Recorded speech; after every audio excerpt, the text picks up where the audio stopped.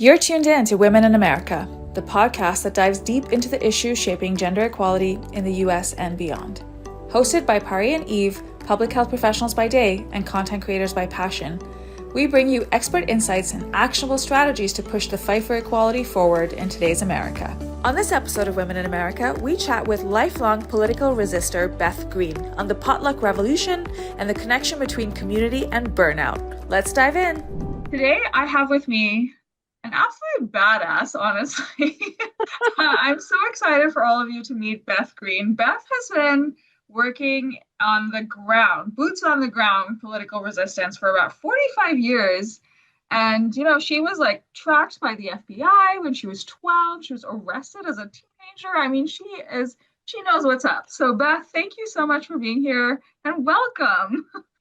Thank you so much, except it's longer than 45 years. I'm 80 years old.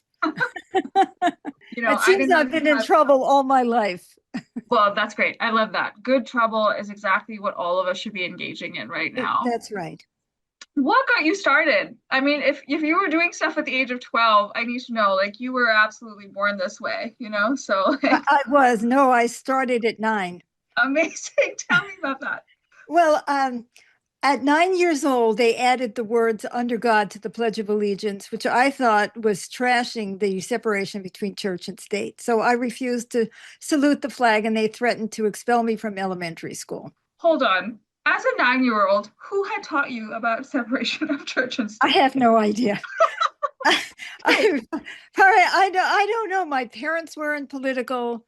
We were poor. We were poor Jews from New York, right? Yeah. And, and I was born in 1945 at the end of the Holocaust, and I knew about injustice from the womb, and I really could feel it. And in fact, at 5 years old, I was giving people lectures about their consciousness. I don't know why, but also at 9, I read a book about the Spanish Civil War, and I knew which side I was on, and I decided that I was a socialist. Now, a socialist in the pure sense, not in the sense of being a Soviet communism, but, right. Looking for equality. So, and I mean, I was already starting the fight at that age.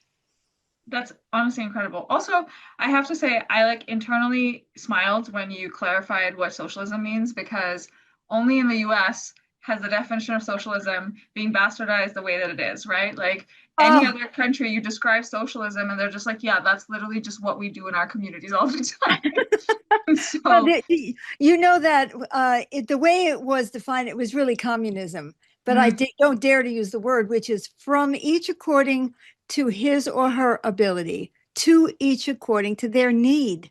That is the definition of communism that I read when I read Karl Marx, which nobody else did back in the day. I wanted to know what this guy said, and he was so on about the system. And that is what I call the potluck revolution.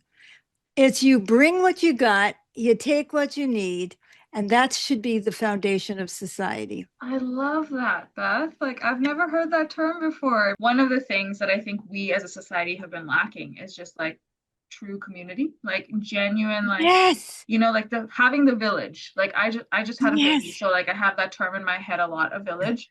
People really want the village, but they're never willing to be the village. And I think that is something that we need to work on. So potluck revolution, I feel like I'm going to put that on a post-it note in front of my computer and look at it every day because it's beautiful. What a concept. It's the purpose of a society and an economy is to take care of the needs of the people and the earth. That is the only reason that we have a society. That's the only reason that we have an economy. But it has been so skewed. It's all about power and money, and it's not about taking care of needs.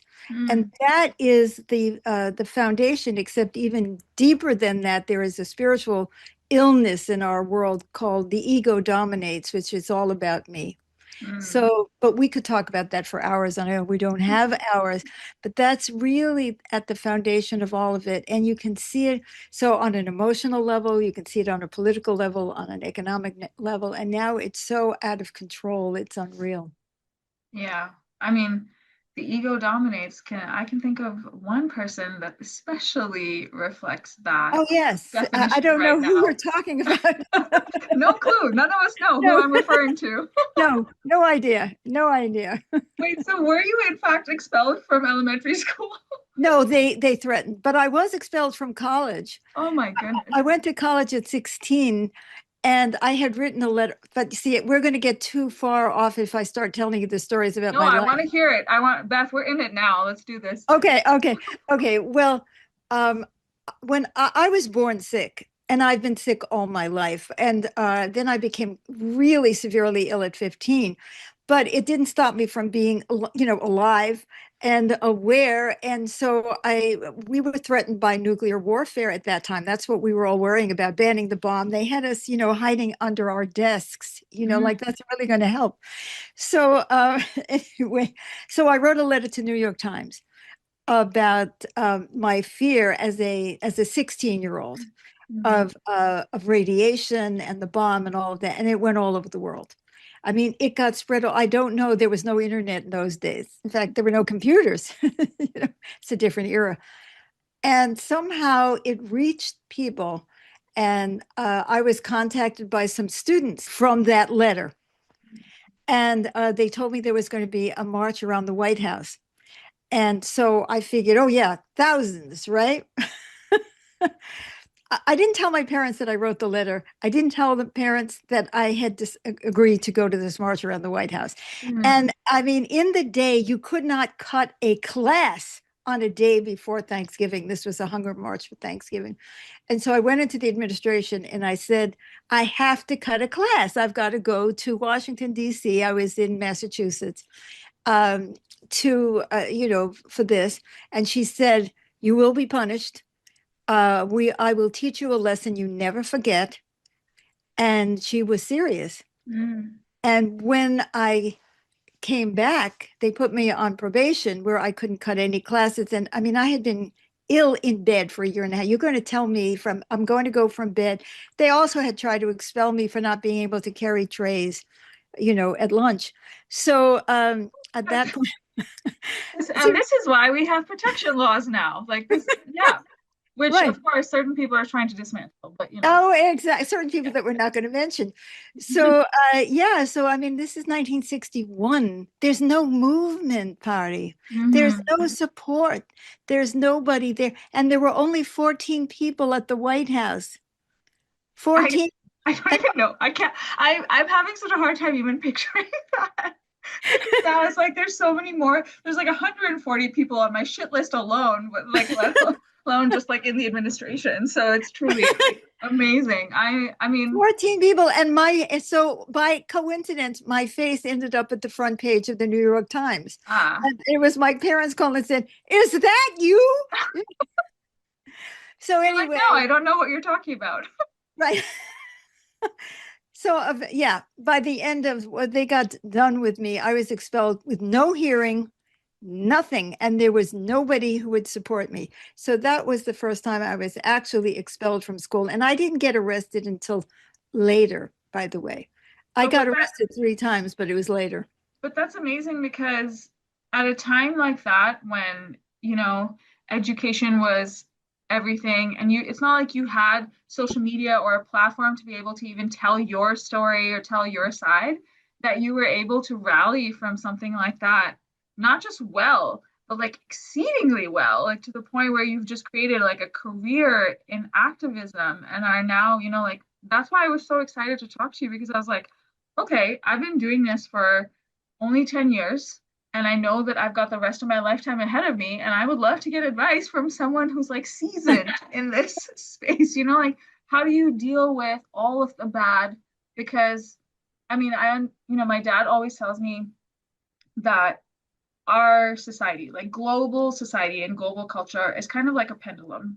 And he says that throughout history, we have consistently swung back and forth from Exactly. progressive to conservative, which I no longer like calling conservative. I just call it regressive at this point. But so With let's say you. progressive to regressive, progressive to progressive, right? And at this point, it's hard to feel hopeful that we're going to go back to the progressive because at least within my lifetime, my activism lifetime, let's say that this is like we are going deeper into the regressive area than we have ever previously, at least from the perspective of the United States. And I'm just curious, like, how do you sort of care for yourself between these gigantic swings, in time? I totally understand where you're coming from. Totally understand. But I also want to tell you that I lived through the McCarthy era. When I became a socialist at 9 years old and declared it, people were going to prison for being communists. Mm, There was, Senator McCarthy and the Army. Yeah, everybody was a communist. The House On-American Activities Committee. I also lived through the anti-war movement, and I was very close to some people in the Black freedom movement who were shot and killed. It's not like this isn't so different from mm, what it has been in the past. But I totally agree with your dad. Totally. And I knew that when Barack Obama was elected, I thought, oh, we're in trouble. You know what I mean? It's like they're going to get back. So I want you to put it in perspective. We've had some terrible times before. And I understand why this feels different because they're attacking us on every level. And the degree of income and power inequality is astronomical, mm-hmm. astronomical, and you don't have the government on your side, not that it always has been. So I understand all of that, but what I would like to share is going to probably surprise you. Okay, Okay. I'm ready. All right. I was so oppressed in the movement because I was a woman. Mm, I was the only one who was ever sober, who was not high, who had read Marx, who was analyzing things, and they had me bring the coffee because it was all male dominated, mm, completely male dominated. The only women who ever got to speak were the girlfriends of the honchos in the movement. mm, And I lived through this frustrated, shut down, shut up over and over. Not the government couldn't shut me up, but the movement could. When Trump came into office this time, I went to some protest organizations and I said, we need a positive vision for change because this is not going to stop. They shut me down. They did. They said, no, we need to learn how to talk to our neighbors who are Republicans. So it seems like I'm always out of step, Hari. So I'm mm. used to being an outsider. But on a very deep level, you may think that you're burnt out and need a vacation, which we all do. By the way, I totally believe in self-nurturance. What do I need and am I getting it? But there's another side to it, which is way more insidious that people don't realize, is that they're being shut up on an emotional, spiritual, psychological level without even knowing it. It just happened to me today. I thought, oh no, I am burnt out. I have no answers. And I was actually feeling that. And I thought that was me. And then I realized it was my husband. He's very competitive and jealous and didn't want me to have to do this interview. God bless him. He's a great man. I am basically disabled and he does everything. He does all the cooking, the shopping. I mean, everything. I can barely get out of bed. Okay. And he's done it for years. But he's got this little edge. He's got male entitlement. He thinks he, should be God and I shouldn't. And. And I looked at him and I said, it's you. And it turned out it was. He's 81 years old. He was brought up with that idea that he was entitled to be in charge, right? Right. And as soon as I realized that I was being suppressed, I said, oh my God, I can't wait to go on that show. And I know what this is. It isn't that we are so much burnt out, is that we are feeling like suppressed for one reason or another. It can be personal, it can be political, and it gets into your very soul, and you don't even know that it's happening. Yeah. It's interesting because you're talking about it from a personal level, right? Which I Yeah. think is true for so many people. Not just in terms of like people's partners, but I have a lot of friends whose parents, for example, are massive Trump supporters. And Mm, I think that that's like, I don't have that experience myself, but I think that that is such an interesting family dynamic because if you look at a family in theory, it's supposed to be the people who are your ride or dies, you know, like they are supposed to be where you come, regardless of where you physically are, they're supposed to be the people where you come to feel like you're at home. And yes, if you're in a situation where even your closest, you know, infrastructure is not actually supportive of you expressing your emotions or your feelings or whatever, yes, that weighs on you in ways that I think like people might not even necessarily realize. And then Eve and I, for example, we do all of our advocacy online. And that, when you talk about suppression online, that's like very intentional suppression by an mhm. algorithm, right? Like your voice Oh my is God. stopped. Yeah, So it's so intriguing that you mentioned that because I don't think people think about it that way, but you're no, absolutely right. Like suppression exists in so many different ways. And it can be yes, something as simple as like for myself, for example, being a woman of color walking into certain rooms, even just the makeup of individuals in that room can serve as a suppressive mechanism, right? absolutely. And the And shocking thing is we internalize it and we don't even know it. This is not about power and hierarchy. It's about mutual support, like you're talking about in the family, that we should be supported. We need everything. We are together. We can survive. That is the village. Just like you're talking about it being a mother, we all need that.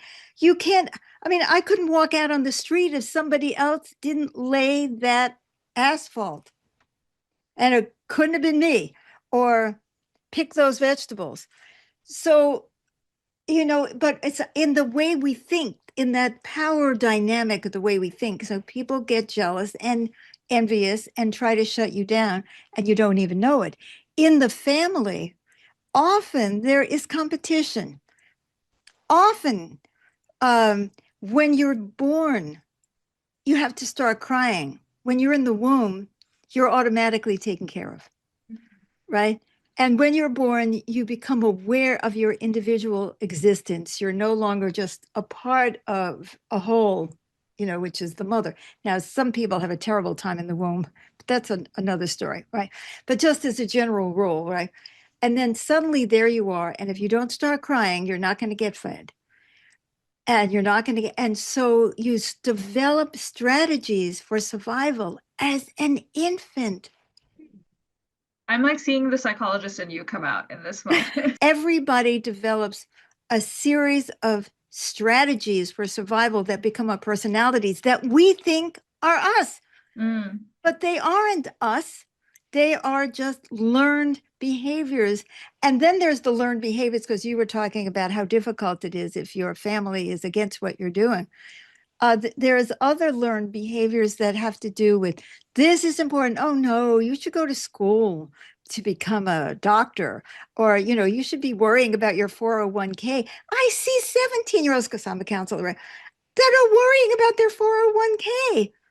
I don't have one, and I'm 80. You know what I'm saying? That they're so self-protective because they're being trained to think in those terms, and to break through all the conditioning within a human being takes a lifetime of work. yeah.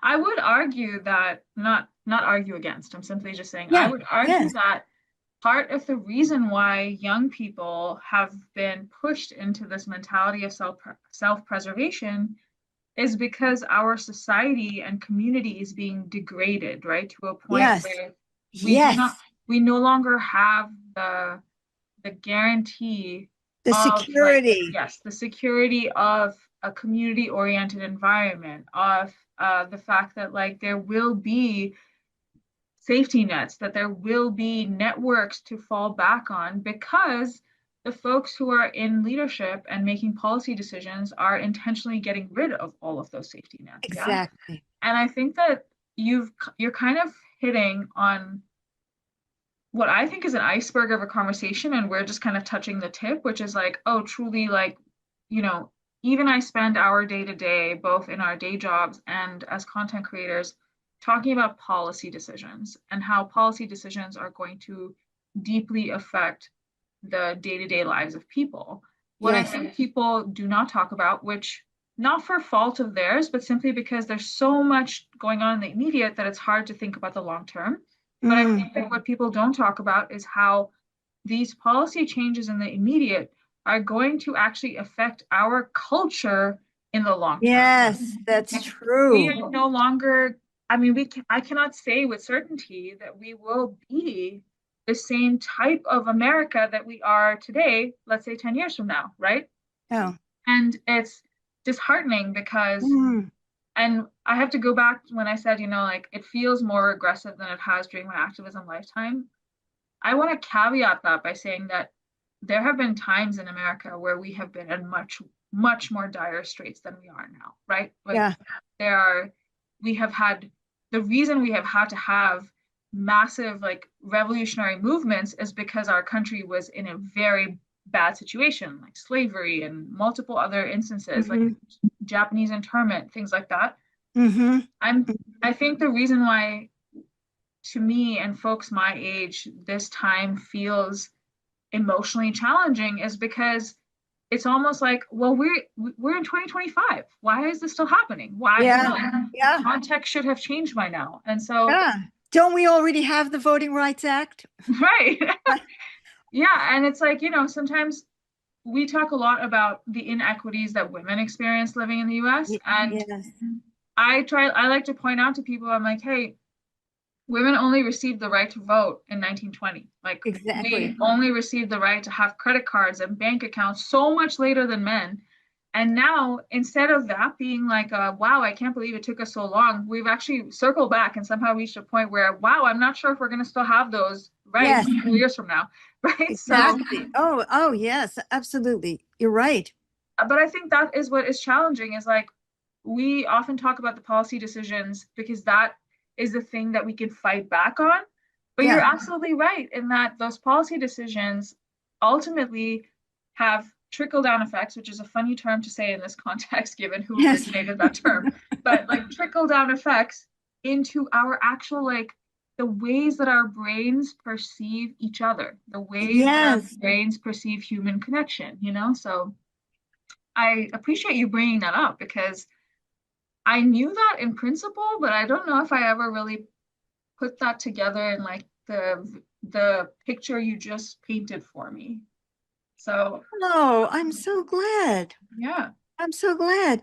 Oh, absolutely. And people are definitely not trained to think critically. Mm, And that is part of it because our society is ruthless about conformity. And people who rebel often rebel in very conformist ways. The lack of a feeling of safety in the world makes us merge with other people's consciousness mm, in order to survive. And so everybody is going to rebel in the same way, or at least, some subgroup, or you're going to be influenced by your friends or whatever. And you're not thinking, you're not sitting there, you're not neutral, you have no perspective. No one has ever taught you how to look at the economy as a whole. Oh, capitalism is built on the exploitation of labor. That's how it happens. It, you know, that if somebody paid you the full value of your work, they wouldn't have a profit, and right. that would be the end of the company, right? Mm, So you say that to somebody, it's like, what? They don't get that's intrinsic. But now it's gotten more and more and more outrageous. But Marx was talking about this, back in the 19th century. He could see exactly how, and he wasn't the only one who could see how the system worked. And we are taught by not so much words, but by experience. This is the way it is. It's the only way it can be, right. right? And Yeah. that's the way money should be distributed. I get what's on top, and I deserve it. I deserve to make $350, 350 more times than my employee. Yeah, at least in the old days, it was a barter system. You knew how many chickens the pig was worth. Right.